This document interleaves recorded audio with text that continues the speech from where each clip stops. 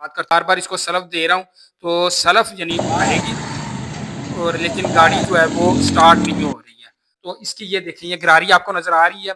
ये गिरारी जो है, गिरारी के जो दंदे वो घिस जाते हैं, जैसे कि आपको नज़र भी आ रहा है और ये फ्लाईव्हील के ऊपर ना फिसलना शुरू हो जाती है। उस वज़ह से ठिस करके आवाज़ आती है और स्टार्ट नहीं होती। जैसे स्टार्ट करते हैं इसको, तो इसको ये घुमाने में मदद करती है, ये फ्लाईव्हील को ऊपर वाले को। अगर ये इसमें कोई खराबी होगी, इसके ये दंदे ऊपर वाले ये घिसे होंगे, तो ज़ाहिर-सी बात है कि ये इसको पूरी तरह सही तरह घुमा नहीं सकेगी और ये जिस तरह एक लूज़ चीज़ होती है, वो फिसल जाती होती है, तो वो फिसलती है, तो ऊपर वाला जो फ्लाईव्हील वो नहीं स्टार्ट हो रहा होता। नीचे से चाहे ये घूम रही हो, लेकिन फ्लाईव्हील जो इंजन को स्टार्ट करने के लिए होता है, वो नहीं होता।